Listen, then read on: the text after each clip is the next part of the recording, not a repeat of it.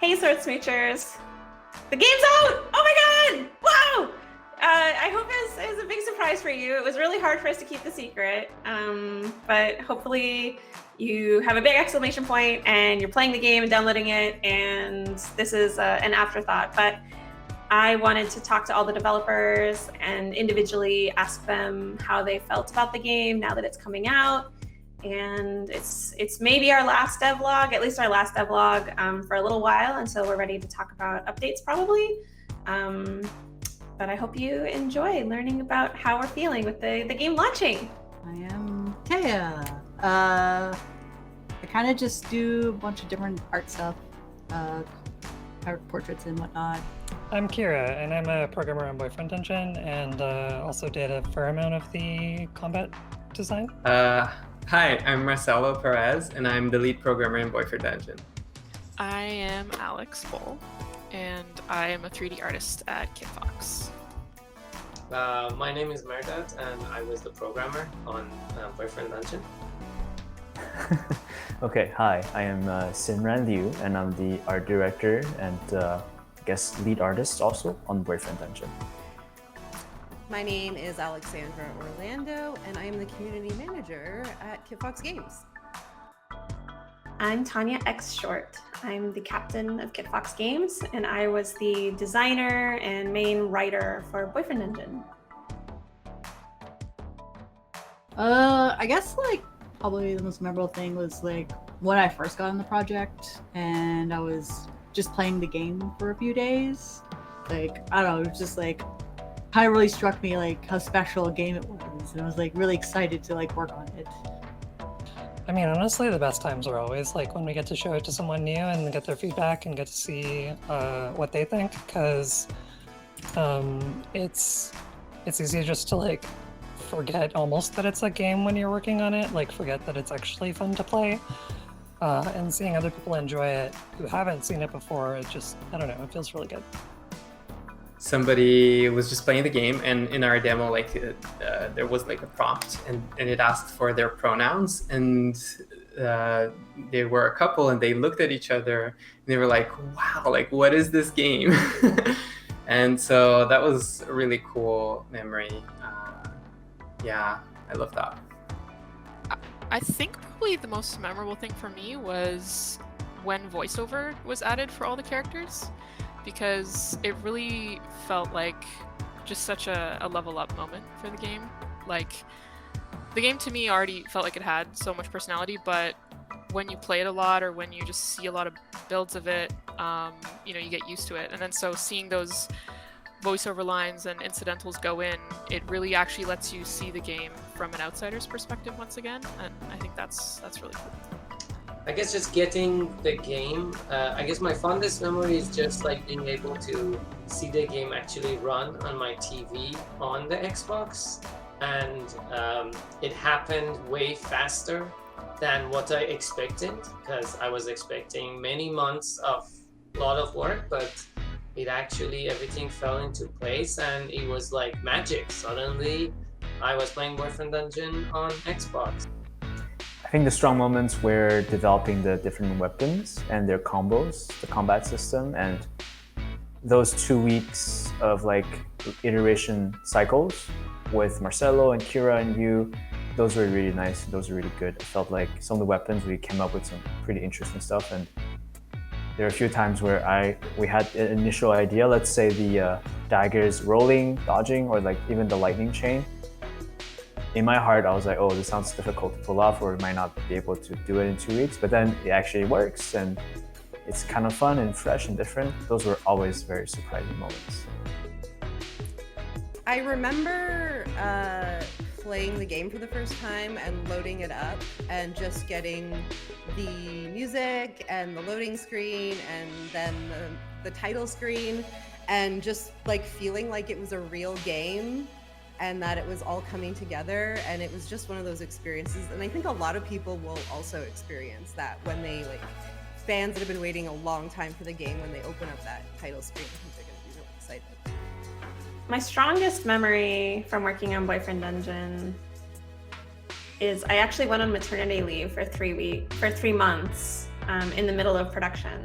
We started making the game in 2017, and then in 2019, we thought we maybe had 6 or 9 months left, and it seemed like a good time for me to go, and I went on maternity leave. I was still checking the Slack and checking in with the team now and then, but I remember when I came back from maternity leave, just feeling so reassured about the game, because I'd been away from it for so long that I thought, oh, well, maybe I'll come back and I'll see all these problems with it. And that's true, I did see some problems, but fundamentally, they weren't existential problems. They were, if anything, joyful reminders that we were making something really cool and something that I knew we'd be proud of. I think the most important thing I learned was I'm very much if it's not perfect, then it's it's awful, it's a failure, and I've learned to kind of start moving past that point to it's okay. Just because it's not perfect doesn't mean it's the worst. Oh my god, I learned so much. It's been almost 4 years, so I'm a new person. I would say that in terms of what I like to make, it felt really different making something that I care about. So I really learned that about myself. I would also say that I learned, because I was in a slightly different position. I was the full-time programmer that was in charge of many things. I had to make high-level decisions that I didn't have to do before. So that I learned a lot doing that, for sure. I make mistakes, and I also make good calls. It's a whole experience. A ton.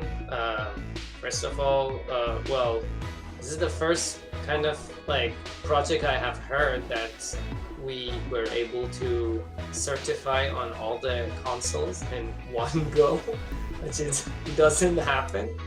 And just all the different moving parts. And I haven't really worked with procedural games, but this was kind of the first one that I worked on, and just seeing all the things under the hood of how Kitfox does its procedural magic was pretty interesting.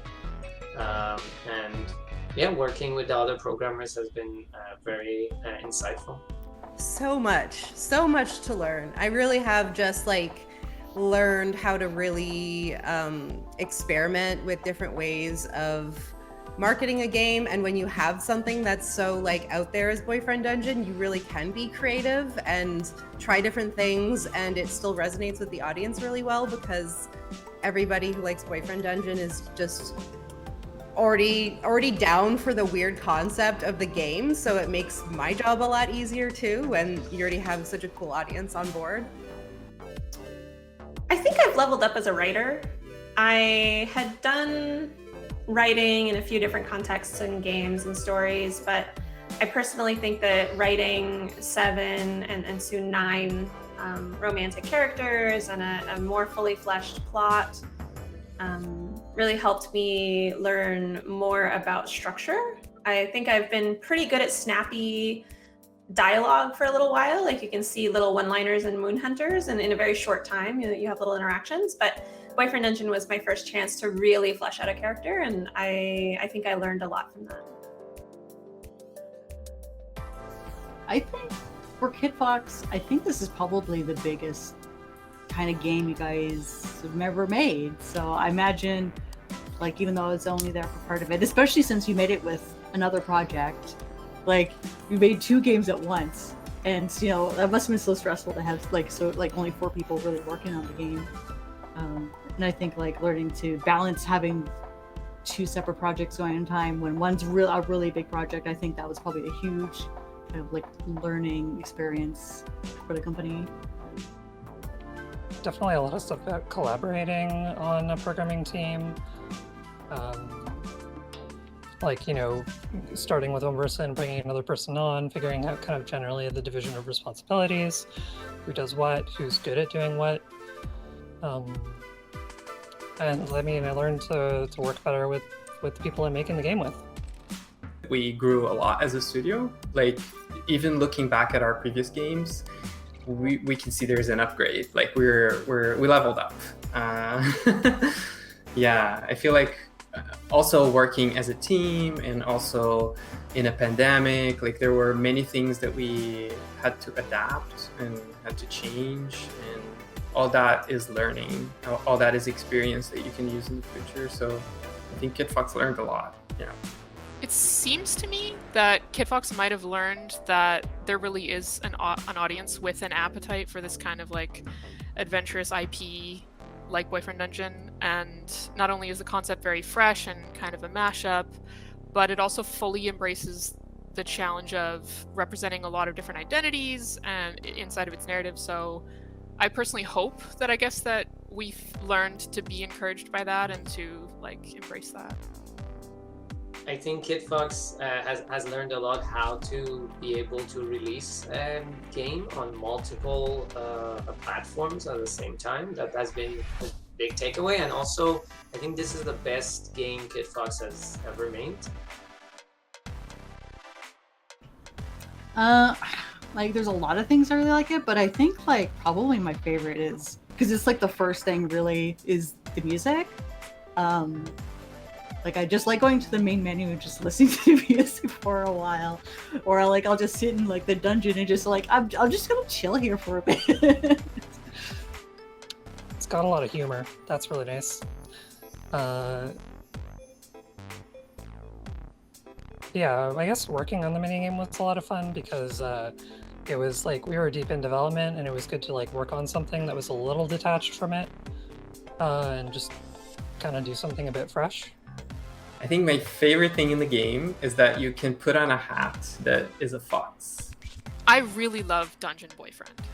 Like when you finally beat him as a boss and you have that dialogue moment, it's like it completely shocked me, and I found it so delightful. And that's actually a perfect example of what I'm talking about, like the game not taking it too seriously, because you've just come from, you know, the game's sort of central metaphor about like fear of intimacy and like how challenging that is to overcome, and then you end up meeting this personification of Dungeon Boyfriend, and it's just so funny. Like I love that, and I will forever love that.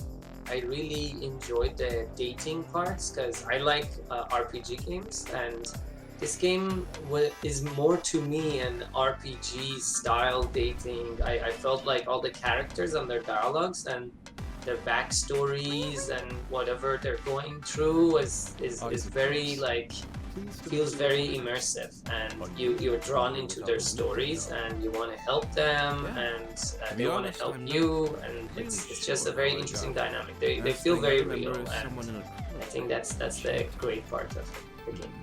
I think this is because one part of the game that was less involved in is that interaction between like the writing, the voice acting, the music, and how the portraits plays into that. Because when I do the portraits, I only have a bit of text, and then I come up with some references. I come up with the image, but then later on, seeing how it all fits together, it's really cool. Feels special. My favorite part of Boyfriend Dungeon is probably the music. Honestly, it's always shocking to me that Ramsey and Maddie didn't play the game, because I feel like it matches the game so perfectly. And the different moods, I know all I really told Ramsey was like, let's make a sad song. And then he makes the perfect, exactly the right kind of sad song. The soundtrack is my favorite, partially because I know long after I'm sick of the game and I don't want to see the game anymore, I still really love the soundtrack, and I love listening to all the songs. So I think that that's going to be a lot of people's favorites. Pocket. I like Brass Knuckles, Pocket, because he's fast and satisfying. In the beginning of the development, it was Laser Saber, just because I liked his personality and I liked wielding him. And over time, that did not change. I still like Laser Saber a lot. I still like Scythe though. Scythe impressed me. I did not expect to like Scythe so much, but it's really cool. Well, of course, I love Valeria because she's sort of like a pretty artsy type, and I really enjoy her playstyle in the dungeon. But I also really like Scythe I think, because looking at like where the dynamic sort of begins with them, it's kind of the closest thing that the game has to like an enemies to lovers type vibe, and I'm always a fan of that. You know, like they're a little bit mean. It's just, yeah, the cat has been the most amazing part of this game, and it's my favorite weapon. I was definitely surprised at how much I like Pocket. Like, I really thought that he was going to be like this throwaway character that was kind of just like a joke, but it was really this fully formed story, and like you grow attached to this cat way more than I thought I ever would. And I am not like a number one cat person. I would say I'm like a dog person a little bit more. Don't tell Pocket, but like he won me over for sure. I feel like gameplay, I really like Scythe because it's so different, and I really enjoy the development of that gameplay. I think Talwar's character is just very, very funny in the beginning. It's just so over the top. It's very likable for that. And Valeria's character and voice acting and like the storyline is very interesting to me. I don't think it's possible for me to have a favorite, but I think I'm most proud of Glaive. I was initially slightly anxious about my ambition to make a really inclusive game because although I do empathize with a lot of the struggles against gender that non-binary people have to face, I myself am not non-binary, and I was initially a little bit intimidated and worried about whether or not I'd be able to write someone naturally with a different gender identity that I didn't know as intimately. But at the end of the day, I was also writing a lot of men. And I feel like Glaive is my favorite because they capture something very excitable and very affectionate in a pure way that isn't actually based on anyone in particular, unlike a lot of the other characters, and yet still stands out very strongly for people who read them. So I'm really proud of Glaive, and I think a lot of people are really gonna love them because I do too, even though I made them, so it sounds arrogant, but I swear, it's like they stand alone on their own. They're just their own person who I adore, and they're too young for me to date them, but I still love them and want to protect them. I think our team is great. I think we are very different and we complement each other very well. So in spite of being like super small, I think we work super well together, and things flowed very efficiently, which makes it so that like the game is kind of very complete for the team size. And I mean, I think what really went well is that people love the concept and they love the name. I think the game's narrative is super strong. Like, for me, I see it as something that at times is really thoughtful and even deals with like challenging subject matter when it comes to interpersonal relationships and intimacy as well, but that it's also very funny and quirky and like tongue-in-cheek at times. So I think that's kind of like a brave combination. I think the fact that we could actually take our time that we weren't chasing a predetermined launch date, that we kind of, we could really take our time at our own pace, finishing the game. I think because of that, it felt like, the milestones and the planning were very good. We just had the right amount of time.